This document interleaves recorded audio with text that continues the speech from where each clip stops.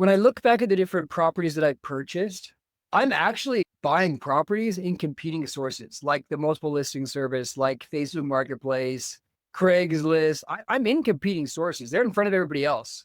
Yeah, like I'm not reaching out to off-market people. People aren't calling me. The closest thing to somebody calling me was that cabin, actually, because he found my agent profile and wanted to CMA. But Gotcha. guess what? I mean, it's because I have like 100 reviews and Right. I position myself to even be someone that you want to call. That was But perfect.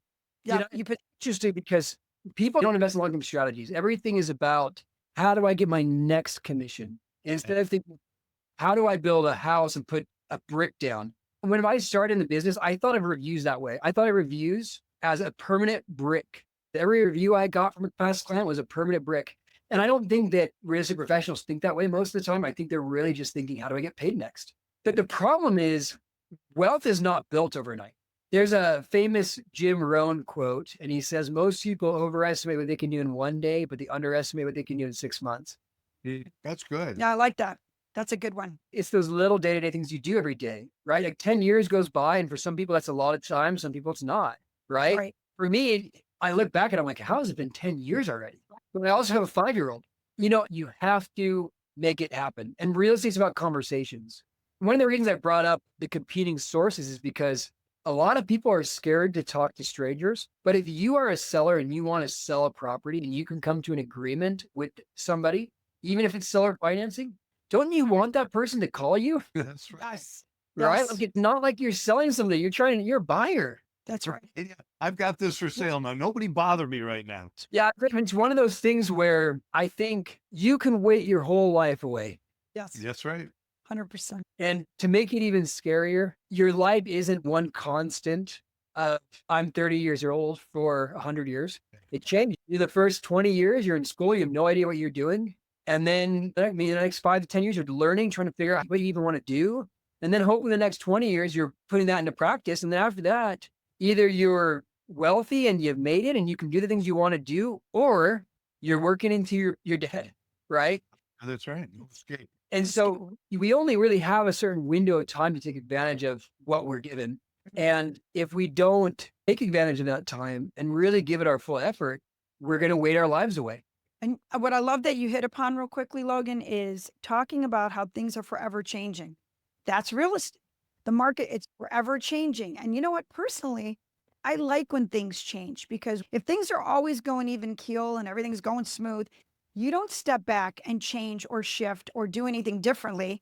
It's the shifting and the changes that take your business to yet another level because more opportunities present themselves. Let's take the blinders off and let's look around and not just do the norm to the waiting. So I like that. Changes are so good. Change is what creates all the opportunity. If things stayed the same and stagnant, it would become the same thing as investing in bonds. Exactly.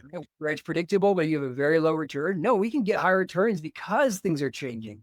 When you get ahead of it, you recognize the change, you recognize the changing needs, you fill those. Something else you talked about is just communication, talking with people essentially about real estate. And I remember when our son Christian started, and Christian is now ranked in the top 1% of all agents in the nation. So he's come pretty far in his, 16 years? 16 years. So just a little bit ahead of your start. But I remember when we sat down early in his career and we were talking about marketing and reaching out to a sphere of influence. And I said, let's just talk about goals here, right?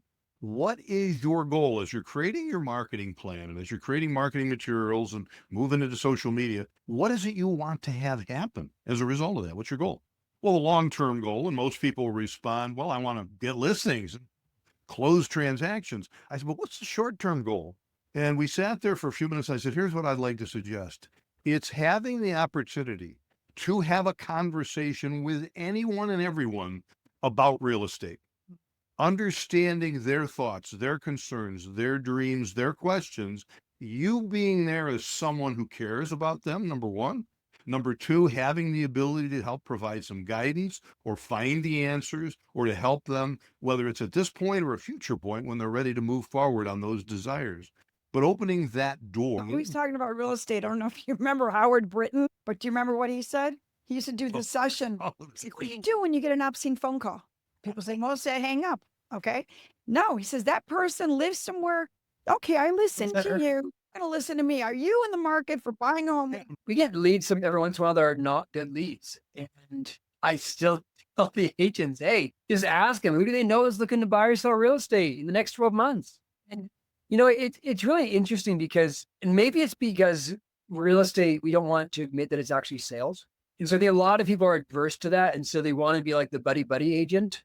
And for building a business that's predictable and dependable, where they can make a certain amount of money or grow every year, they end up waiting for their buddies to call them. To your point, what's the goal today? Well, you need to have a conversation. I do some coaching for seller financing, and I had a coaching call yesterday, and I love the GPT you've been building out. So we're talking about that, but I've been building one out for seller financing.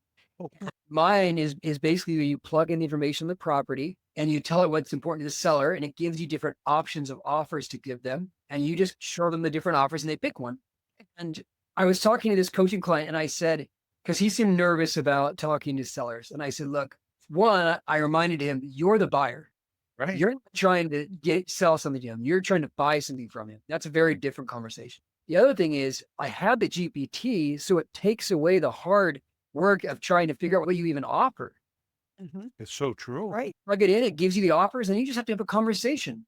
I think people would be very surprised to know that there's sellers out there. And I'm not even talking about one or two. I'm talking about there's probably millions of sellers across the country that would take zero down offers. Thank you for joining us. Every week we share scripts, strategies, and real-world examples that help you grow your business. Your next steps? Grab the free AI new home and remodeling market analyzers, visit sellnewhomes.com for training, and hit subscribe. Your pipeline will thank you.